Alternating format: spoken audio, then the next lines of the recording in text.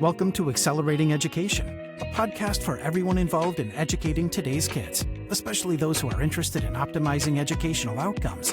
Here's our host, Richard Capone. Hello and welcome. Today we have another episode of Accelerating Education, and we have with us Dr. Angela Bost, who is a former Deputy Superintendent at the Alamance-Burlington Public School System in North Carolina. Now, Alamance-Burlington is no small district, so we're really lucky to have Dr. Bost with us today. Welcome, Dr. Bost. Thank you, Richard. It's great to be here. So could you start off just telling us a little bit about your background? I know you have a wealth of experience as a teacher, principal, and an administrator. Maybe you could start off a little bit about your background. Yeah, so thank you. I was a high school teacher and then became a high school assistant principal. Did some work at the elementary level in school administration as assistant principal and principal, and then inter-district level work as director of accountability services, where I oversaw for the district state testing, local assessment, implementing the accountability model from the federal and state level, and working on helping the schools improve student outcomes. After that, I worked for the State Department of North Carolina as a leadership coach, and then returned to Alamance-Burlington and spent 12 years as deputy superintendent, where I oversaw, again, all things student performance, but with a large team because we were responsible for overseeing student support services, which is school counselors, school social workers, school nurses, anything to do with school safety, academics, of course, and technology services, instructional technology, and across the 42 schools, leadership. So growing and developing principals and assistant principals. Well, that's a lot of responsibilities. I think ever since I met you, my impression of deputy superintendents really was shaped in a positive way. I realized deputy superintendents are the people who have to get things done, right? You're rolling up the sleeves and there's really no excuses. So that's why I'm excited to have you here talking about things. And today, what we're going to talk about is behavior, right? And I know you did a lot of work in behavior, which, crosses over. It's basically MTSS as well. There's different terminology for it. So maybe you could tell us a little bit about the challenge that you were facing and what you sort of saw as why you needed to do what you did. Yeah, so one of the key challenges was how we as adults in a school district perceive working on behavior and the role of behavior. And it caused us to take a pretty dramatic step, and that was to merge those adults who led at the district level and worked on behavior with the teams that worked on academic supports. It was the right decision, but it was a very daunting one. And it required us to work on the same systems that support student learning in behavior and academics, and try to thread those two together in a meaningful way so that we could improve student outcomes for all students across the district and lead those charges. Another key challenge was how we, again, as adults, perceive our role in improving student behavior.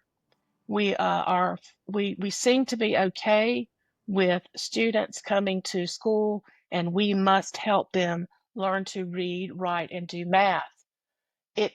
It seems to be the case that we see it differently when it comes to behavior.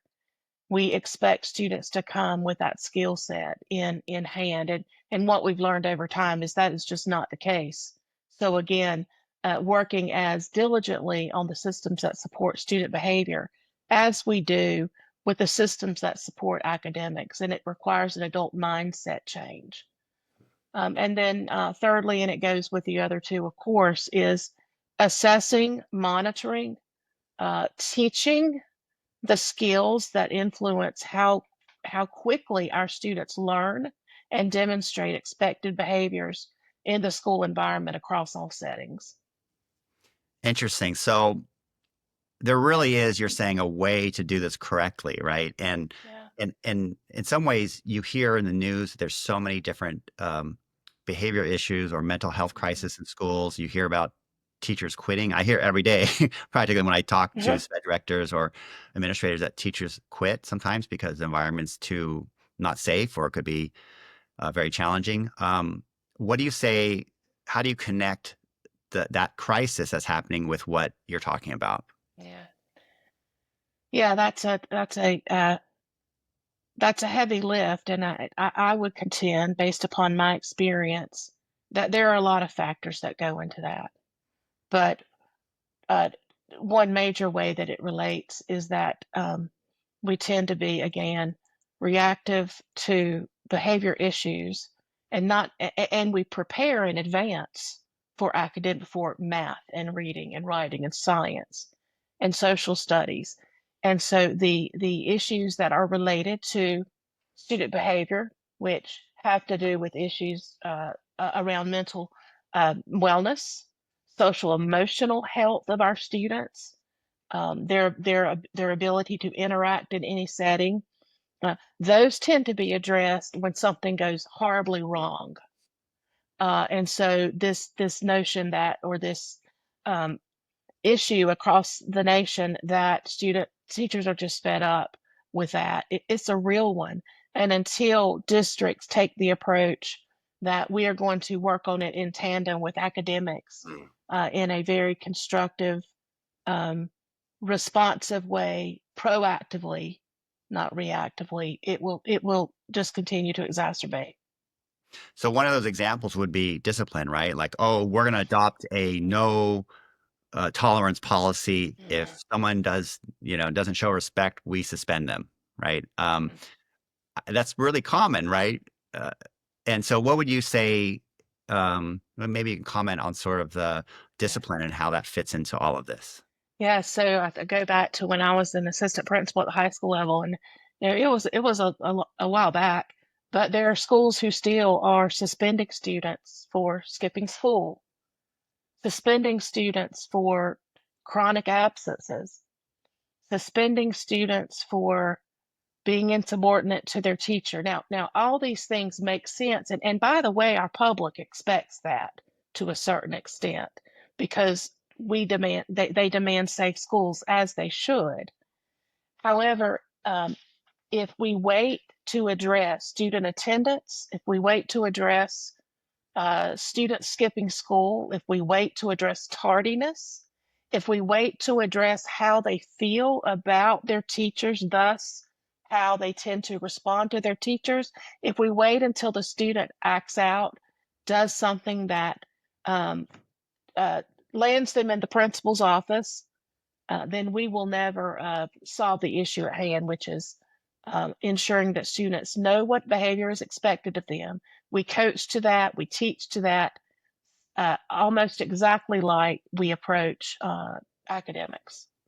Interesting. So, I know I've heard you say in the past. So, in other words, if you have sort of this strong behavior core Yeah. policy and framework, it prevents things from escalating to, official tier two and Mhm. threes. It prevents a lot of this. So that's very interesting. So what prevents schools and districts from adopting this framework? Why doesn't everyone do Yeah. this? So in the back to the advent of No Child Left Behind, and the in I guess in the 90s, the ABCs of public education, when being accountable, as we should, in schools and districts for academic outcomes, that became such a priority. Not that it wasn't before, but so much more was at stake if you did not perform, if students did not perform at or above grade level under your watch. Mhm. Inherent to those accountability models tended to be sanctions based upon whether or not students were suspended disproportionately, and it sort of supported the notion that until I land on that list, I'm just going to work hard to ensure that our students are reading at or above grade level, doing math at or above grade level.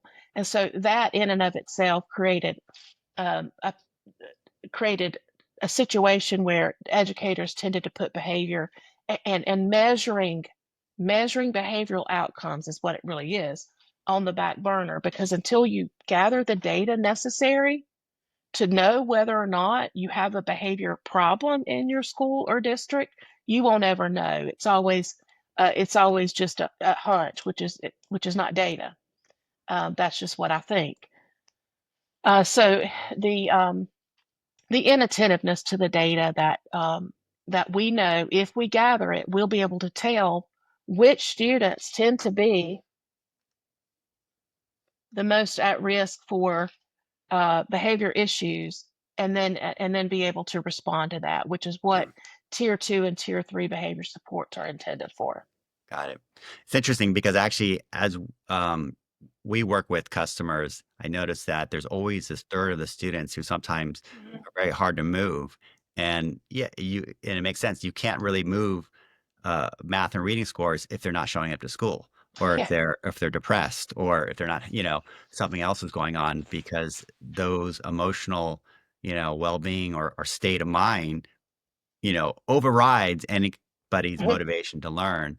So it makes sense to address that, because that also what prevents a school from moving their numbers. If a third of That's your right. students really are not moving, and all you're doing is maybe moving, the top third is already moving up anyway, and the middle third is sort of, you're trying to nudge them along. But if the bottom third doesn't move, then it's very hard to make a difference in your state testing scores. So it's interesting. So I That's know right. you've done some interesting things that you've at Let's Go Learn, being the director of partnership success and leading the consultative services department. You started doing training, right? You had these Mhm. conferences. Why did you do these trainings? And what was your goal by going out there and holding them across the country? So the overarching goal is to help districts know where to start in developing their behavior core. Some districts start working on tier 2 and tier 3 because they feel like they have uh, that they're doing triage. So this student needs to be helped. Let's work on it. But really, the key is to start working on your behavior core, just like you do your academic core. And what I have seen, um, I, I I didn't know whether or not it was pervasive outside of North Carolina, but it turns out it is, that districts need help, schools need help developing and operationalizing their behavior core. We call it the knowing doing gap. That you can Google it and find out lots about a behavior core, what to do, what data to look at. Doing it is another matter. Doing it, operationalizing academic systems is hard enough. Behavior is even harder, I would contend. The districts with whom we have worked, I urge them to not put off working on their behavior core. Do it at the same time. So that working on all of that together requires support from that sometimes districts don't have on hand. I would actually say most, if not all of the time, districts need to outsource that support behind the scenes that can help you look at the systems that you, I guess, think are supporting student learning that might be in the way of it, and even more, adopting systems that um, will help further your implementation of a behavior core. And that ranges from, what does your board policy look like? What do your parents think about what expected behaviors are? How do they know whether or not their child is performing at or above grade level in behavior? And this is new. This is new for districts. They don't know what to do, and I knew that we could help them with the expertise that we have on staff at Let's Go Learn, and so we acted on it. That's great. No, that's really interesting because I'm on the other side of the country in California, and I know a lot of times I'll ask administrators, like, what is your Mhm, policy? And it's interesting because I hear it sounds very like pieces, like, oh, mhm, PBIS, or oh, so there's going to counselor strategy. So it's interesting that you're talking about this broad behavior framework. I really like it. I think operationalization is so important because at the end of mhm. the day, people don't know how to get started sometimes, and they don't know what they don't know. So That's super. So I know there's one other thing I want to ask you about. I know you're trying to look at technology because obviously from your perspective, the first thing is get this PD in place, understand your framework. You have to have it, right? You need to do that. But what are some of the technology pieces that you feel that could help that you're working on to give to schools eventually? So the first one is what we actually include in our foundational training at our behavior events. And that's a core behavior assessment tool that was developed by Let's Go Learn by experienced professionals in this area. And there are a number of tools out there that will do what I call measuring the health of your behavior core. But this is the first one I've ever seen that includes all the components that, if you include them all and you measure them over time using this core behavior assessment tool, you will be able to fully implement a strong behavior core in each school in your district. The other tool, and by the way, the tool has um, lots of components that, as well as that administrators measure, as well as teacher observation tools. Mm. It seems a bit daunting at first, but what you find is over time, it just guides your work. It Nice. tells you what to do. It's the magic recipe. And then we are also very excited about our progress monitoring tool for behavior. Not every student will need this progress monitoring tool, but what it will gather and present for review our data around whether or not students are demonstrating expected behaviors based upon what you've determined their behavior goals are. It can also be used at core behavior if you want to ensure that there is really an issue, and it's not just that they're not responding to the behavior core that you're providing, that and it's a weak core, and it's used as a determinant for whether or not a student really needs to be moved to tier 2, because as we know, at least 80% of our students should respond to a behavior core. That should work for them as long as our behavior core is solid. All right. Well, thank you so much. That's been very enlightening talking to you. I think a lot of people don't quite understand the whole bigger picture of what's going on. So I appreciate you taking the time to talk to us, and want to wish you good luck in everything you're working on. Thank you so much, Dr. Bost. Thank you. Accelerating Education is sponsored by Let's Go Learn, maker of K-12 precision diagnostic assessment and instruction software. Thanks for listening, and be sure to check out our next episode of Accelerating Education.